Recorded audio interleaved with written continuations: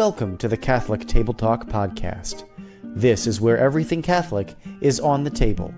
New episodes Thursdays at 9 a.m. Eastern on most podcast platforms. Here's your host, William Sauber. Us as Catholics, we kind of understand the meaning of Holy Leisure, and it's a little different for everyone, you know. We must ask ourselves, what are we doing to help reclaim the leisure in the form of true rest and worship on Sundays, and also holy days of obligation in our society? Just because also holy days of obligation are just like Sundays. You're supposed to not work and you're supposed to rest on those holy days that the church has throughout the year. But again, what is holy leisure, and is it the same for everyone? So, welcome to episode 245. I know it's a little different. Live streaming, and next day on all the other platforms. Also, we'll post this back to YouTube and Facebook, so everyone can watch it still in the morning on YouTube and Facebook as well. Thank you for joining us live or after the live stream. Don't forget to like, comment, subscribe, and share the show. Also, catholictt@gmail.com for speaker and show requests. And just kind of the other one. We had to reschedule with the guest, and with the bad storms we've had in the past couple of days, just not had a great lot of time to record. So I thought the live stream, at least coming on, debuting live, would be the best fit. So again, like I talked about a couple of weeks ago, Holy Leisure is sometimes I just get stuff on my mind at work or anywhere else. I'm like, well, let's talk about that. So, and again, Holy Leisure is not really heard of these days. You might hear more of Sunday West, but you don't really hear the term Holy Leisure like a lot of Catholics should be using still. And to break it out down, basically it is kind of different for everyone. For example, Holy Leisure is different for everyone because it depends on what your lifestyle is. An example of this would probably be fasting, right? So, of course, the church it says the laity is required to fasting twice a year on Ash Wednesday and Good Friday. And, everyone, at least people that I've seen and all the groups I'm in and stuff, they're like, well, how can you tell that you're fasting? And yes, it is with the calories, but because some people don't eat a lot, some people eat quite a bit. So again, it's really down to that personal relationship with God, and maybe what God is asking you to do that particular day or that particular time. And it doesn't mean that you're gonna follow through with it, but it's different. So, for example, on Holy Leisure, for myself, it's pretty easy during the summer for I think everyone too, is to rest and maybe go to the lake on Sunday, take it easy on Sunday, of course go to church first and foremost. But it's a day that you don't really have. You probably have to go to work, and at least I would hope so. And it's really more for family time and getting together and going places, graduation parties. Maybe you're coming back from a wedding. Maybe you're traveling for a family reunion. Whatever the case might be. Where throughout the rest of the year, it might be a little tougher to have more West, besides if you're, which I'm a lot, it's why football is so huge. There's so many fans, and that's basically a Sunday West, at least is for me, during basically September through second week of February, is basically watching football, which, again, in itself is not a bad thing, but you can probably overdo it. So, again, we're going to do a couple articles here quick, and if other people want to hop on, again, we'll have the link. There it is. So join us live if you want. If I know I set out to many guests, we'll see if anyone comes on. Who knows? But again, it's really different of cultivating a holy leisure for anyone. It's really personal on how you do it. So it's not one size fits all. It's really what do you do on a day-to-day basis, and then how can you rest on Sunday with that. So let's go to one article here from the Diocese of Reading. So somewhat conjures images of relaxation, vacation, and family fun, things we eagerly anticipate during life's busy seasons and long winter months. Yet, how often do we plan time off and embark on vacations only to find that they are not restorative, right? They're not really rest. It's more go, go, go, and then you come back home and you're completely exhausted, only to wake up and go to work probably the next day. So to be really new, we need to be collective, authentic leisure. But what does that mean? Through we work to live, we often equate our existence and what we do rather than who we are. Because, for example, just thinking this over is like we equate our existence. So basically, one thing that came to mind was like the World Cup. Like everyone, all the other countries who are over here, they are like having the time of their lives in this country because I think it's so great. Where we just kind of exist over here. We don't really think of how good we got and what it means to be American. Same thing. We just kind of go to work and embrace the grind, and we kind of forget that we're God's people, and we're supposed to, spread the message and live a life according to holiness. Yet the proper understanding of a human being is one who is not one who does. Catholic German philosopher Joseph Pieper, who wrote extensively on the topic, notes that leisure cannot be associated with an absence of activity or mere indulgence in what we deem restful activities. For going back to football again, watching football all day. It doesn't mean that you should sit on the couch and do nothing. You can still pray.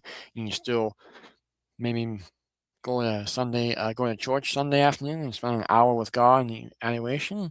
There's multiple things. Be active with your family, especially if you don't have much time during the week to be with your kids. He teaches us that leisure is a state of being, a way of life. It is an attitude of the mind, a condition of the soul. True leisure entails beholding and celebrating. Aesthetic leisure slows our minds and bodies, unlocking a new way of beholding the world. We see everything through the eyes of God and become struck with awe and wonder, marveling at God's genuine beauty. Perhaps we might have experienced this when the beauty of sunrise, a starry night, an inspiring work of art, or a boy's gentle song give way to wonder and reflection. This beholding leads to celebrating. It causes us to worship, rejoicing in God and His gifts. It raises our minds and hearts to God, enabling us to pray at all times, as St. Paul instructs in Ephesians chapter 6, verse 18. Holy leisure resembles God's rest on the seventh day of creation as God complements His goodness in His work. So too do we experience leisure when we complement God's goodness. Our souls were made to rest in God and gaze upon His goodness. So again, whether that's going to Mass on Sundays and just kind of being, in awe, and also just taking maybe a Sunday stroll, whether that's like a rosary walk or just walking with the family, just something that's relaxful, and maybe talking to a neighbor or two too, and see how they're doing in their life. And it's real easy too to to focus on work on Sundays. Trust me, but shouldn't be doing that. To cultivate this kind of leisure, we can ask ourselves what restores us, what gives us life. When tired, we often turn to mind-numbing activities like social media, just searching the internet, basically just watching TV. Yet afterward, these activities can leave us feeling empty and lacking in mental clarity, and moralization. Aesthetic leisure, however, is life-giving and creative. It refreshes our weary souls, minds, and bodies, and invites us to share in God's creative work. There are certain activities that naturally foster this restful and loving gaze, which Piper understands as leisure. Reading a thought-provoking book, walking in nature, taking a scenic drive, gazing at works of art, listening to musical masterpieces, yeah, I guess Beethoven, right? Marveling at creation's beauty and engaging in international conversations create space for us to be struck by wonder and encounter God and praise Him. Once we encounter aesthetic leisure, it takes hold of us, and we desire to reflect God's beauty and goodness, thus becoming co-creators with Him. We respond by creating works of beauty. We use our talents to ponder and communicate beauty and foster wonders in others. This summer, well, it's still summer, and basically any time of year, because even during Lent, even though when we give up things or we try to do more things and have a very meaningful, Lent to get back on the right track, I mean, Sundays is a little bit of Easter. It's a little Easter, so Sundays are supposed to still rest and ponder and celebrate. Come out, get holy athletic leisure not only when you feel refreshed mentally, spiritually, and physically, but you will also share in God's creative action. Most importantly, you will experience a foretaste of the eternal rest for which we were created. So, again, it's just some examples. Basically, also, turn off the news. I would think on Sundays, even though I'm pretty much guilty party, because I'm kind of guilty party when that comes, because I turn on the TV a lot on Sunday mornings and watch the news first thing. But it's again just being more present to family, being more present to God and stuff, and just having that holy leisure. Which again, it's different for everyone. It's like fasting. It's like almsgiving. You know, if you're struggling to get by and feed your family, you're not going to give a lot of money to other families. If you're sitting pretty well, and whether that's material things or money, whatever, you're more likely to give more. So that is that. Also, another article is from our good friend Matt Pulisic, been on the show a couple of times, and so again, just some articles that I found online. Once I get my mouse to work here, bear with me. So again, it's really, and of course, it really comes down to what you are doing, because sometimes we don't feel like it. Sometimes we don't want to take that walk. Sometimes a lot of stuff. Actually, one of our guests, said too. He's like, before his wife passed away, he was watching a football game on Sunday, and he wanted to watch the football game, and his wife went for the walk by herself, and then of course a year later she passed away, and he couldn't do that anymore. So I guess I'll hold my family to it for myself for when season comes along. But really, it's having that restful, that again, being present with the people around you, being present with God, and really kind of taking out in who you are and why you're here, and getting rest for the next week so you can be better and for the week ahead. All right, so let's get to the next slide here. There we go. So again, this one is from Matt Pulisic. Again, been on the show a couple of times. So thanks to Matt for writing this.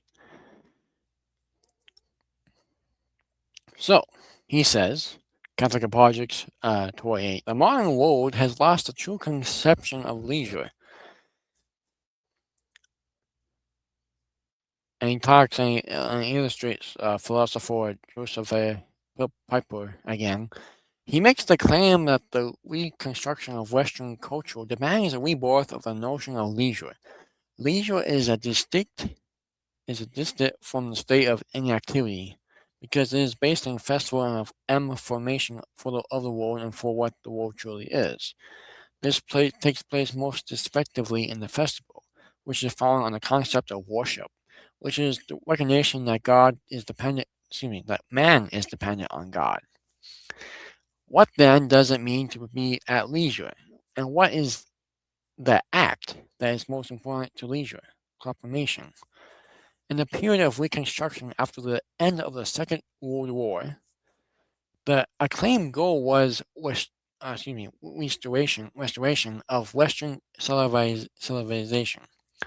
Piper makes the starting assertion that to truly rebuild the Western culture, I'm messing up a big time here. One must rebuild it on the foundation of leisure. This seems almost absurd in a world where the very concept of leisure has been destroyed by our, not just someone else's, not by, you know, you know, other whatever, by our oriented society, humanitarian oriented society, I should say. It would almost seem that we live to work rather than working to live. In part, our very notion of leisure has been replaced by the notion of a break from the working world. So basically, it's a weekend. You get away, it's a break, and you know, like all the memes, I've shared a little bit, and it's all over social media. Right, you work how many 40 hours a week, and you get like 40 hours a weekend or something for 2 days only, and it's like, it's kind of it's really taking a break, and that's where I think that's why people there's a big push for a 4-day work week, just so we can have more of a break. The Greek writer Aristotle clearly understood that the entire focus of man's existence was leisure. It is he who explains that man accepts being in a state of not a leisure in order to be at leisure. That is, in purpose for which man works, that is that he might be at leisure. This appears so contrary to our very notion of daily living and rest from work, that we are tempted to wonder whether or not this is merely something that is ancient writers stated, but which has no relevance in modern times. So that's kind of, it's outdated. Sunday was a day of rest, but now it's one more day for progress. From the song Mayberry from Rascal Flats, right?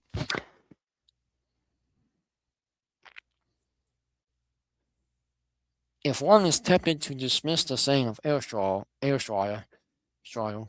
that we are not at leisure in order to be at leisure, they might be shocked to find that the notion in Christian doctrine correlates to the Australian notion of leisure. Indeed, our understanding of the human person as such has been altered to such a degree that to get a glimpse of what Aristotle meant by leisure and the values that equity in the Middle Ages placed on such a state, we must attempt to penetrate the notions of work and worker that have become so prevalent in our modern world. It's work this, it's work that, I mean, it is kind of like, I've grown up with it too, but when people mow along on Sundays, it's like, come on, you can't do that Saturday or something? Like, you have to do it now? Like, really? So, yeah, it's always go, go, go. And yeah, we can always do something on a Sunday too. Here's the thing. I think, most like Ben Till came on, one of the guests on the show. He's like, I think most people are good. It's like, yes. And I think most people do rest on Sundays. At least to some degree, they like to take it more easy. But again, is it the truly holy leisure that we're called to be? And again, not just on Sundays, but also on holy days. So again, it's different for everyone. It's basically basically turn to prayer, ask God for the grace to give you to see where you need to improve on holy leisure. So, that's probably what it comes down to.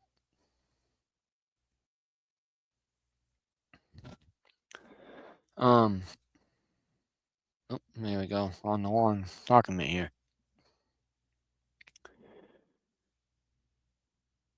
The modern world has lost much of what is contained in the notion of leisure, is strictly opposed to what the ancients called Assyria, the worker type, who finds his very meaning in the usefulness he serves to society, can only identify leisure as a sense of idleness and inactivity or rest from work, which we commonly refer as relaxation. Assyria is precisely this lack of doing, but the notion goes deeper still. Assyria is fundamentally despair of never accomplishing that which one is meant to be. It is giving up an effort to be who one is. The attitude may be found looking behind even the most physically satisfying extractions. When In order to understand leisure, Piper's then seeks what is dramatically opposed to Celia. The modern man would have us believe that is the antagonism of the worker contributing to the good of the society. But if Assyria is fundamentally a denial of man's existence as a man, then its opposite must be a fundamental affirmation man of who man is. Piper turns to St. Thomas Aquinas for the startling statement that Assyria, so often understood as the man who fails to do any work, is not resting per se, but is a very sin against the command of rest. Assyria then is the restlessness that opposes to the very spirit of leisure. Assyria said, after all, is one of the seven deadly sins. After this contrast, Piper attempts to provide a concept of leisure to the reader. Leisure, then, in the first place, is a stillness of spirit, an opening of mind to receive. Secondly, is opposite to the idea of work as effort, for it takes place as a sense of celebration, of approval of the world created by God. The highest expression of this celebration is the festival, and truly no festival is greater than and more important than Sunday celebration of the holy sacrifice of the Mass.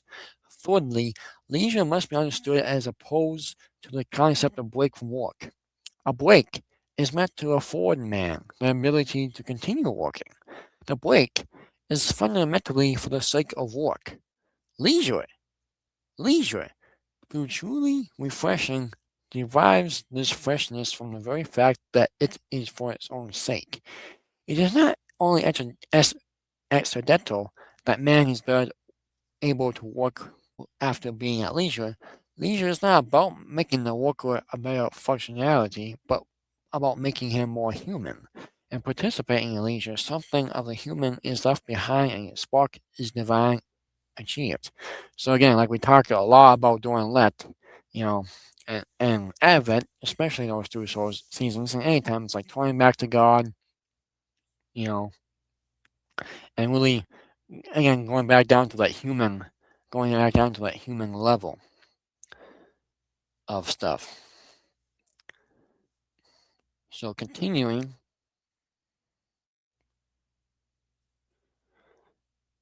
for Piper, the heart of leisure lies in a affirmation of the word. There is no more solid affirmation of the meaning of the word to be found than the present in festival and this affirmation in the praise of God.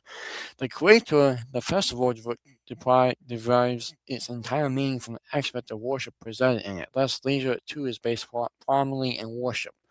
There has undoubtedly been attempts to divorce celebration from its divine origins. Of course, there has been, right? What else is new? But they are, as of the present, all empty of real meaning, except insofar as they steal from authentic religious activity. It is in the spirit of festivity that the great gulf between work and leisure is seen. Work is always about production, and the advancement of society marked by compensation. Yeah. Festivity, on the other hand, is marked by sacrifice, where one gives not just from surplus, but even when there is a lack.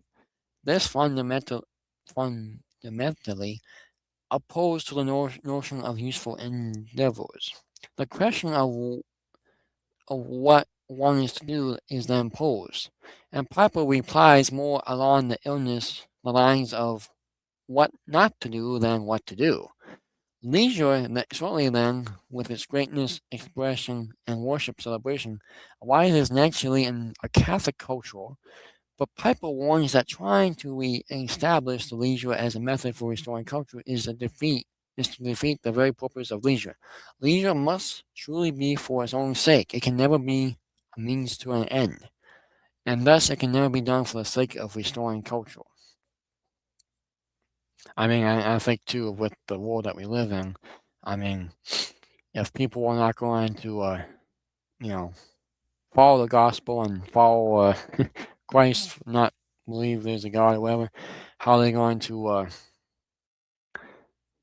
take on leisure in itself, right? So, yeah, that's a good point there by Piper. So, again, it's a little bit different for everyone, right? It depends on what you are doing, and kind of depends on what every day looks like for you. And like I said, going back to fasting, going back to almsgiving, all that stuff.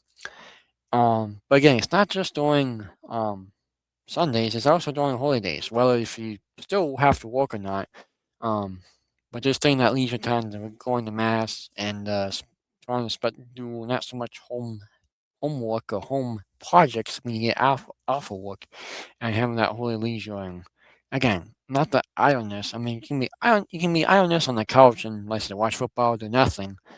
But you can also be idleness and really have a really good. I mean, let's all get real. We all daydream. We all have a pretty good imagination of what about stuff going on. But having that imagination about what God has done for you and why you're here, and that. So again, holy leisure is not about idleness. Because I would say this too in closing, that watching football for me for 12 to 15 hours a day, that's tiring, right? Basically it depends on when my team plays, but by the time mid-afternoon comes around, I have the urge to do something. Like, okay, I've been sitting all down. I'm almost getting tired because I haven't done anything.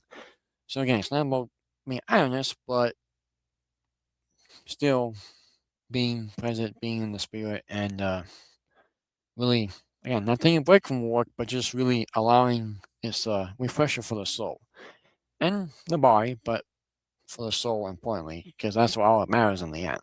So, anyway, hopefully you like it. Again, we'll have it up on YouTube and Facebook for everyone to rewatch again. If you're listening to this for the first time on Thursday, or when the show comes out, thanks for listening. And stay and say grace for the sacraments. God willing, we'll have the guest who had to reschedule on next week. We'll see about that. But also, again, more stuff coming through on the podcast. So God willing, we'll see you next week on Catholic Table Talk. Thank you for listening to this week's episode of the Catholic Table Talk podcast, where everything Catholic is on the table.